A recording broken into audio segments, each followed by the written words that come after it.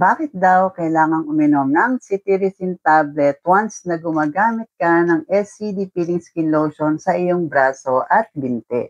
So, hello and good day mga ka-Diyosa. So, yan yung question natin ka-Diyosa na i-explain ko sa inyo for today's video. Marami na akong video ginawa at palagi ko kayong pinaaalalahanan sa mga possible ninyong pwedeng maramdaman kapag gagamit kayo ng SCD Peeling Skin Lotion sa inyong mukhaman at sa inyong katawan.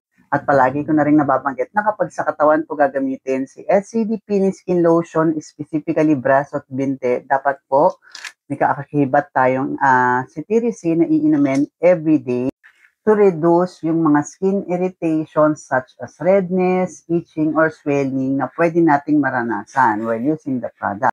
Kung nakakatakot naman pala yan, bakit naman may mga skin irritation? Again, marami na rin po akong video awareness na inilabas kung ano yung pwede nyong maranasan. But some of you, hindi ito pinapanood or hindi ito napapanood kaya hindi po kayo aware.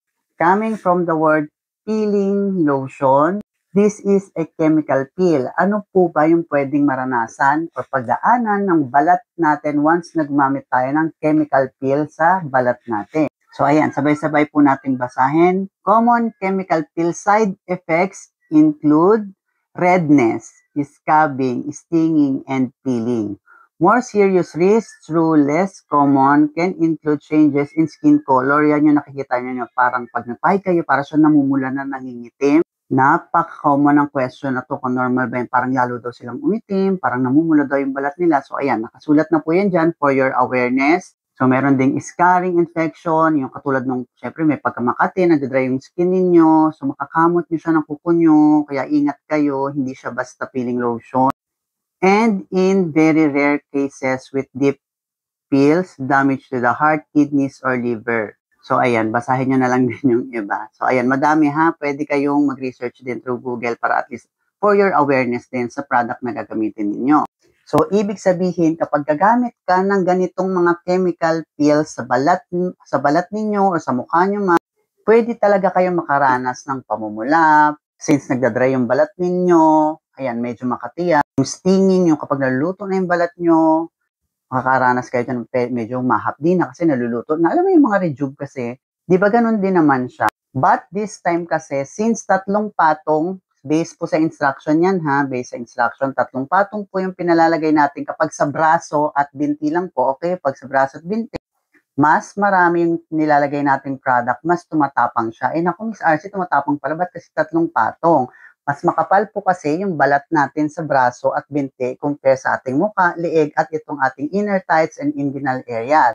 Since makapal siya, hindi po siya kaya ng isang patong lang. Kaya tatlong patong po talaga yung pinalalagay kapag sa braso at binti dahil makapal po yung skin natin dyan. Kaya pinaiinom namin kayo ng cetirizine para malesen yung ating mga skin irritation na pwedeng maranasan. For sure, alam nyo naman kung para saan siguro ang cetirizine, that is antihistamine, to reduce or to block some skin irritation na pwede nating maranasan. Kaya kung may plano kang gumamit ng SCD Peeling Skin Lotion sa iyong braso at binti, or gumagamit ka na nito ngayon sa iyong braso at binti, uminom ka na ng cetirizine once a day para malesen yung ating mga skin irritation na pwedeng maranasan. Again, that is normal sa mga chemical peels dahil yan po talaga yung process niya.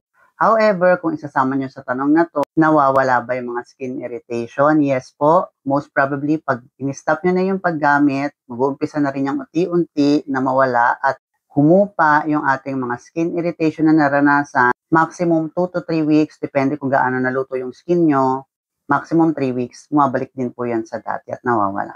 So, yun lang mga ka-Diyos. I hope nakatulong ang video na sa'yo. And for more product knowledge and video tutorials, don't forget to follow my TikTok account, RC Josa. So, yun lang and have a great day po. Bye-bye!